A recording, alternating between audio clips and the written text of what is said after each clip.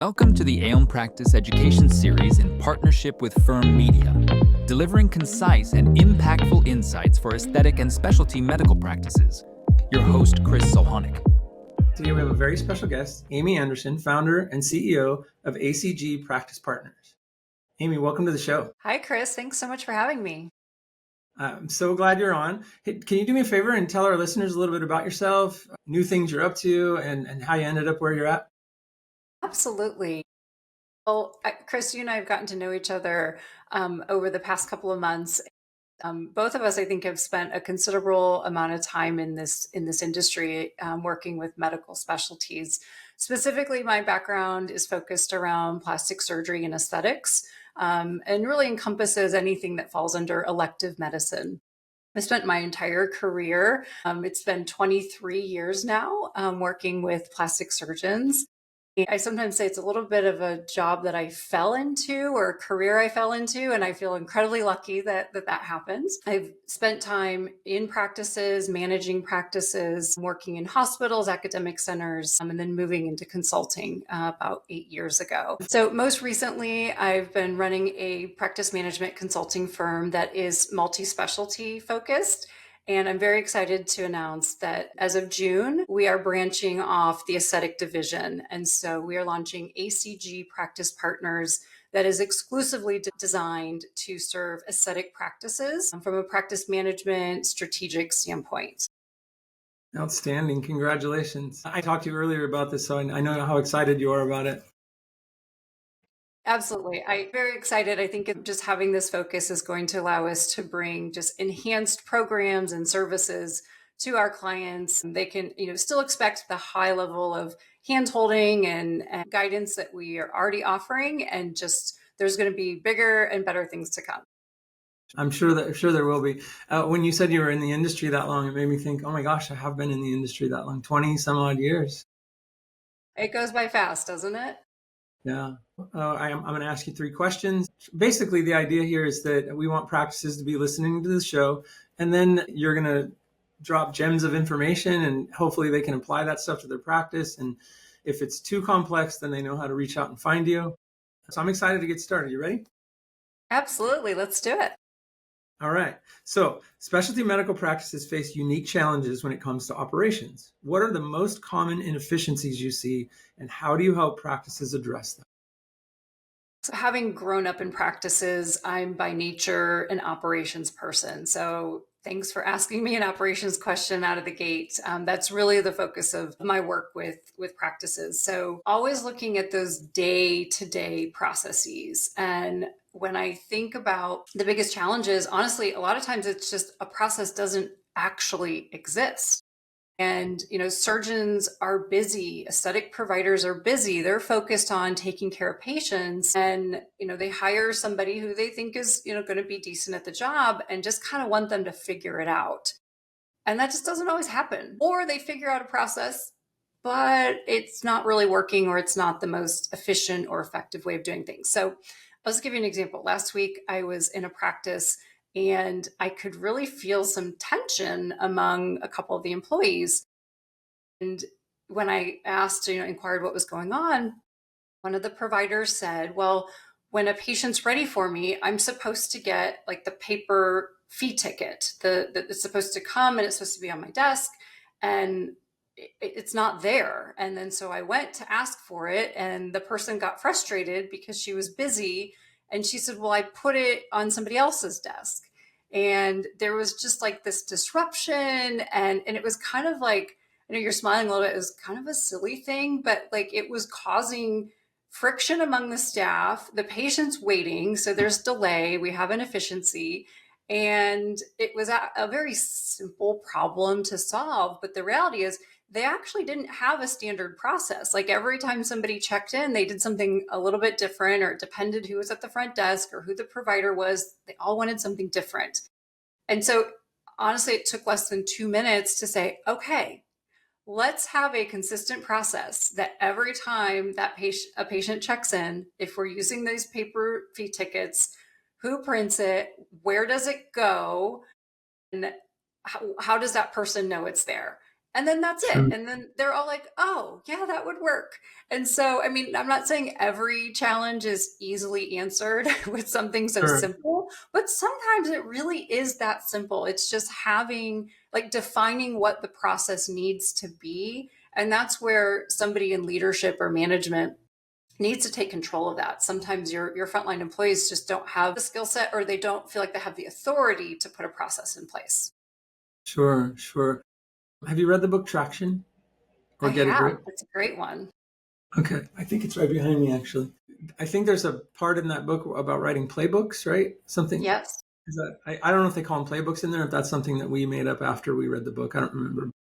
Yes, but it's the same idea. It's having that standard written process for everything you do. And there are certain things that might be so simple that writing it down seems silly, but I always think, like, if somebody new were to walk in and all we can do is hand them that playbook and say, here, do the job, they should have a general idea of what needs to happen. It doesn't take away from training or those necessities, but the more things that you can memorialize in writing, the better off you're going to be, and it's going to help your practice grow in the long run. Sure, sure. I have some other businesses. My wife and I have some restaurants, and she runs those. And she's run them for a very long time. And there was a whole period when I was younger where I got into systematizing it, the whole McDonald's method, and making sure people had the same experience every time they came. And then when we started Firm Media, I tried to apply the same things here that I did there, and I realized that there was a fine line between protocols, systemization, and over systematizing. Is that a word? Overdoing it, right? Taking out all the space for critical thinking. Do you have any experience with that? What we started to realize is, like, oh, we've systematized everything, and now when something comes up, people just do the thing instead of think about the next thing. So that's a interesting thing to have a nuance, right? I'm It curious is, about. it's something very interesting to think about because it's finding that balance. I think I would probably err on the side of over systematizing initially, but also giving permission and making it a safe space to say, hey, if this doesn't make sense anymore, like, say something. Right. And to revisit those systems from time to time, or to have a fresh perspective, have somebody come in and take a look at it and say, this might not be the most effective way of doing it anymore. That is something we commonly see in practices that have been around for a while. Particularly, probably a big example would be if the practice navigated from paper charts to electronic health records. A lot of times what we see is, let's take exactly what we were doing on paper and put it into Uh, the EMR system, and it doesn't necessarily translate well, or then they're not utilizing the EMR the way it was designed to be used. They're trying to force their paper process into it, and then that gets clunky and weird. So we have to be open to adapting. I mean, the industry is changing every day. I mean, goodness, and sure. not just in aesthetics, in all of healthcare. There's new innovations, there's new technology, there's new protocols, there's, just the science continues to evolve, as well as everything else around it, that we have to be open to adapting. And your staff is often, I mean, they're on the front lines. They can have the best ideas, but they have to know that it's okay to bring it up and to have suggestions. And so, like you said, it's that balance of, we have a process, but please, if you have an idea of how we could do it better, bring it up. Yeah, I really appreciate the way you framed that, right? You create a safe space for people to have feedback about the processes along the way. That's an interesting spin. Thank you. That's a very good answer to that question. Next question. Your consulting work emphasizes workflow and team training. What kind of operational improvements have the biggest impact on the day-to-day productivity? So I think there's two kind of areas I'd like to talk about. One, when I think about what kind of improvements, a lot of times it's the little things. It's not, when I go into a practice, I say, I'm not going to give you one giant solution that's just going to change your practice. That just doesn't exist. We all want that, right? That one special magic wand or secret sauce. But Sure. it's very often, or not, it's always a series of little things. But those little Micro things, adjustments. yeah, those little Yeah. things can go a long way. So, we talked about the EMR, and a lot of times I'm watching a provider or clinician as they're documenting their patient visit, the exam, their treatment plan. And I joke, I'm like, I'm counting clicks. Okay, I'm not literally counting how many times they click in the EMR, but I am looking to see, like, is this a very fast and efficient process? Healthcare providers everywhere since electronic health records became a thing complain about the amount of time it takes to document those services. And I want that to be as streamlined as possible. And goodness, now with AI and ambient listening and able to capture, transcribe, summarize visits, it's getting even faster and better, which is amazing. But that's it. But looking at those documentation templates and saying, how can I streamline this as much as possible? We want to get all the necessary information as quickly as possible. And most providers will tell you that 75, 80% of every note is about the same, or every type of visit, the note looks the same way. They just need a couple custom things for that patient. So not about like cloning or making it too generic, but as much of it that can be kind of pre-populated, because it is going to be the same. I want to leverage that, and almost every system has the ability to do that. We just have to turn it on and set it up the right way. So documentation templates, I usually find a lot of time saving by working on that, and even just other things in the technology, customizing, setting up. Practices subscribe to lots of different software, from their email marketing to their CRM, maybe their EHR system, of course, maybe their phone system. I mean, you name it. And often they're using maybe 10 to 15% of the capabilities. And so, really understanding what you have and maximizing the features with it is often an opportunity. And I get it. I mean, as I say this, I'm putting myself back in the seat of when I was a practice manager, and I would be saying, "Great, Amy, that sounds amazing. I don't have time. Like, we're so busy just answering the phones and scheduling appointments and keeping up with patients." So I'm realistic about that. And at the same time, we have to prioritize it. And so figuring out, how do we carve out time to dig into these special projects or engage outside assistance to help us come in and move those things forward. Because until you make time for it or make it a priority, you're just going to kind of keep spinning your wheels. You're going to maybe do what you're doing, but it's going to limit your growth in the long run. How many team members are usually how many people are on a team when you're consulting a practice on average? Yeah, like in the practice itself that Yeah. we're working with. I mean, Yes. most practices, so we work primarily with plastic surgeons, facial plastic surgeons, med spas. And I mean, we're talking small business here. It's usually 10 or less people. It's often 5 or less people. I mean, it just depends. I mean, we do have some larger practices for sure, but it's not like necessarily a huge enterprise. We do a lot of practice startups, something we absolutely love to do, help physicians take their idea of a new practice from concept to opening day and the thousands of details that go into that. And usually they're starting with 2 or 3 employees at most. And so, that I'm really glad you asked that question, because it changes then as you continue to add team members and as the business grows and maybe you add another location. Those are all times too that we have to reflect on, how are we doing things and does it translate well to a larger entity? I have another great example of that. I was working with a surgical practice that was in a teeny tiny office in Pasadena, California. And it was like, I mean, I'm talking like 1,500 square feet. Like, they were jammed in there, and they were moving to a brand new building that was absolutely gorgeous. They spent so much in the design and construction, and it was like 4,000 square feet. I mean, it was just massive and room for growth. They had multiple providers. And I said, we have to talk about what communication looks like in this new office, because right now, the front desk person literally turns around to the medical assistant that's right next to her and says, Chris just checked in. He's ready for you. And she would grab the iPad and then take him back. I'm like, that's not going to happen in the news where the MAs are down the hall and around the corner.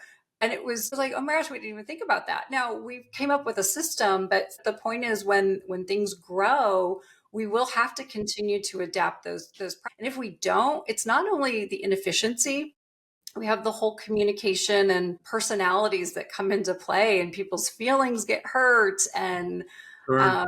they feel like now she purposefully didn't tell me something. It's like, no, I literally didn't see you, and I'm used to you sitting at my elbow. And so, we just have Yeah. to be prepared to work through some of those new challenges. You touched on a subject that I wanted to ask you some questions about. Obviously, we're talking about playbooking and systems and protocols, which is all super important.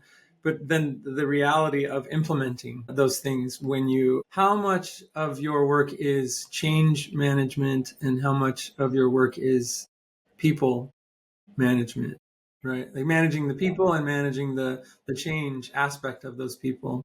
It's huge. You can't do this without it. I mean, sometimes I'll joke. I mean, I wouldn't have a job if it weren't for people. But wouldn't life Sure. be easier if we could do this without the people? And I say that, of course, tongue in cheek, because I love all the people that I work with. But it's the most challenging part of any business, whether you're a medical practice or any type of business. You have people that you work with as customers as well as on your team. And so that change management is crucial. Early on, I had somebody tell me over and over again, you cannot over communicate. Like, it is not possible to over communicate. And so the point being, you need to say things multiple times. And especially when we have big changes, it's not usually adequate to just have an announcement and say, okay, go. Well, I told everybody. People need to hear it. They need to hear it multiple times. They might need to hear it verbally. They might need to read it in writing. They might need to talk about it. And so I think the bigger the change, the more lead time you need to tell them it's coming, tell them this is going to happen, then tell them what's going to happen, then remind them that it's happening, and then say, now that it happened, how do you feel about it? But absolutely. And for some out there, you're probably like, oh my gosh, I don't have time for that. But it's the nature of it. And if you want a strong team, it's learning your team and how they best communicate and being committed to that, because I truly believe we can avoid or move quickly through those rough patches if, again, and going back to that, it's a safe place that we can talk about things and that we learn how to effectively communicate with each other through it. And I know this also, I'm making it maybe sound easy. It's not. I mean, there's always going to be certain personalities or just situations that are really hard that we have to go through it. And from a leadership standpoint, avoiding it is never the answer. Sure. When I was younger, I used to think there's this book out and it has a system in it. And if I apply the system, it's going to be fine. And earlier you were talking about micro adjustments. And that was a long, hard lesson for me as a business owner to sort of realize. There was a time where I was building a team of people at Firm Media to basically consulting. What we realized is we were able to send lots of leads to the practice, but maybe the practice was having trouble closing those leads when they answered the phone. And so I started working with a couple different consultants just to do some like phone training and sort of team building around communication in the office and closing leads. And in my mind, I thought, well, I'm going to bring in this person who's really great, and then we're going to spend a day with them, and then they're going to be all better. They're just going to be all fixed. And yeah, that's not how that unfolded. And as I got older, I realized, there are systems out there like call recordings where there's one particular company that we work with that records the phone calls and then gives you data on how things are closing, whether people are closing leads or they're not following up with them or whatever. And one of the things I recently started to do was tell them, I want you to spend one day a month with your team in that system, looking at what's happening in there. And then giving feedback on, this call could have been answered like this, or this question gets answered like this. And then you're changing things by 10%, 20%. But if the practice is generating millions of dollars a year, 10 and 20% is a pretty good number. That's significant. And I think what you touched on there too, Chris, is that if something isn't working, we don't just throw it out, right? So it's two things. There's no one size fits all approach. Every practice is unique. The patients they serve are unique. Your local community, the dynamic, the culture, there's going to be nuances. So I truly believe there's no one size fits all. Yes, there's some best practices and templates and things, but they all need to be adapted for your business. And then if it doesn't work out of the gate, don't just say, it didn't work, too bad, we'll throw it away and go back to what we were doing before. It's okay, but what didn't work and why? And often it's that little 10% nudge or adjustment, and then it works beautifully. And again, it kind of goes back to that people management that sometimes, because it is more work and it can be frustrating and disappointing if it doesn't turn out as intended. And so the nature of some people is just to give up on it. And so Sure. maybe that's where I put on my cheerleader, skirt and pom poms and say, it's okay, let's keep going. Like, let's not throw it out. Yeah. But that's, it's just one of those things that I think we all learn that as we grow and just through experience, that those little micro changes can really make all the difference. Yeah, the theme of this episode is transitioning nicely. I really, really appreciate this because this is also stuff that you and I have to work on as business owners as well. So Yeah. I appreciate hearing it. Okay, next question. Many physicians feel overwhelmed by the business side of medicine. How do you help them reframe their approach so they can lead more effectively without burning out? This is such a powerful question because I think about the number of phone calls I have with physicians that are exactly this. They're feeling overwhelmed. Some days questioning, why am I even doing this? Is it all worth it? And so I have such a heart for where physicians are and the heaviness that they carry, both in being a business owner and the responsibility of managing a business and a team, as well as the entire patient care aspect, that many of them have lives in their hands, and certainly people's health and well-being in their hands. And so, I think the first thing I just want to say is you're not alone. And I know it oftentimes feels very lonely. That has been shared with me many times over, that it feels like a lonely position to be in. Who else can I talk to? Some physicians have very good colleagues that they trust, that they can be vulnerable with. However, I think particularly in the surgical specialties that doesn't always happen, and that there's this constant competitiveness and trying to publicly project this successful, healthy persona. And so it doesn't necessarily feel safe to talk to a colleague about that. So some of my clients joke that I'm like their consultant / therapist. And then I joke that I should charge more. But no, it does help to talk about it first and foremost, and just to know that those feeling of overwhelm is natural. You are doing a lot. But the other side of it is they shouldn't be doing everything. And so if you feel like you are the CEO, the COO, you're making sure appointments are scheduled correctly, you're making sure payments got posted, you're paying your bills, all of this while also pre-opping a patient and going to surgery and whatnot, it is too much and it's not realistic. And I am one of those people that's like, I can do it all, I don't need help.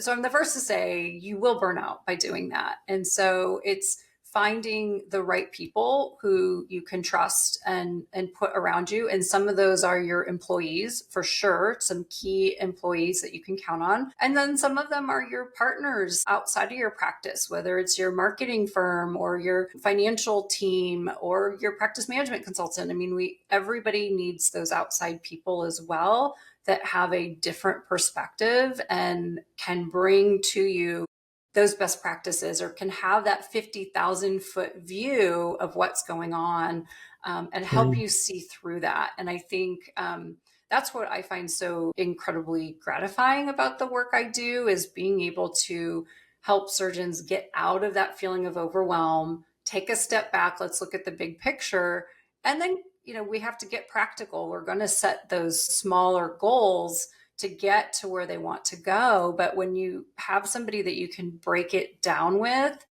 it often starts to feel less overwhelming, because now you have a plan. And then we talk about who's going to do it and when are they going to do it and how are we going to measure it. And at least now we have a plan to follow. And particularly for surgeons, they like a plan. They can really, they can grasp onto that and know what is the next step we need to do. Sure. That's interesting because it got real there for a second when you said it's a lonely place, right? I can relate to that. Some days I get up and I have 60 employees at different businesses, and you would think that you're surrounded by a whole bunch of people, and the reality is it's It's definitely a lonely place. And I had never really thought about that for the surgeon. So I guess that's true in any sort of executive role per se, right? Founder or CEO or president. Yeah. Yeah. And I think, you have to have a friend group or colleague or mentor or somebody that you can trust and be very vulnerable with, because it is just such a burden to carry. And we're all designed to be in community. And I know some of us are more talkers than others and feelers than others, and not everybody needs to talk it out. But I think there's always a situation where you need that person you can trust and that Sure. can understand what you're doing and maybe not tell you what to do, but just empathetically hear what you're going through and be like, you've got this. It's going to be okay. Yeah. Yeah. I get that. It's necessary, especially because the change that you're implementing in most practices, I assume, let's say hypothetically, the client is calling you because they're teetering on burnout, right? And then they hire you, and then there's change, and then it maybe gets a little harder for a little bit, right? Like, Yeah, it yeah, does. I mean, it's just like when you clean out a closet or something, right? It gets yeah, messier often before it gets better. You pull everything out, and then you've got this giant mess. You're like, oh my gosh, what did I start yeah, here? That's kind of the natural part of change. Or if you think about surgery, I mean, the patient's going to have pain and discomfort before they see that end result that they're really going for, and it's a necessary part of that transition. But it's staying focused on that end goal and trusting the process that it's going to get better. sure, sure. From personal experience, I can tell you that you bring in a consultant and you start making the change, and then those hard things start to happen, and I naturally started to question, am I doing the right thing, right? It takes a little bit of, I guess, faith, right? Trust the process. Yeah, it does. It does. And having those goals and refocusing on what is the goal that I'm trying to accomplish here? Does this still seem like I'm moving in the right direction? Yes. Okay, we're going to continue on the path. Sure. Amy, this was a really great episode, and I'm so glad that you were on. I didn't realize it was going to be so helpful for me as well. So thank you. You are a bit like a therapist. So there is that. This is the time in the show where I ask you for your Alm Essential Insight. So what is one takeaway you can leave our listeners with as they head into their week? Well, I think based on how our conversation evolved in this episode, I just want to remind everyone to remember your why you initially started this practice, and going back to what that vision was, what you wanted this to look and feel like, and just kind of assess, am I there? Am I on the journey to being there? But you will get there if you keep that vision in front of you and stay committed to moving in that direction. So when those days are overwhelming or it feels like too much, I try to find something to be grateful about. And when I look back over my career, and what I would suggest for you is like, look where you've come. Look at all of the things you've overcome. It reminds you you can do hard things. Yeah. And today's just another day. And whatever you're in the middle of, you're going to get through it. And so just stay focused on that why, and don't give up hope on that. So good. So good. Such a great way to end the show. Thank you for being on the show. Thank you for having me. This has been great. Please give us a like and subscribe to stay up to date with the Elm Practice Education Series.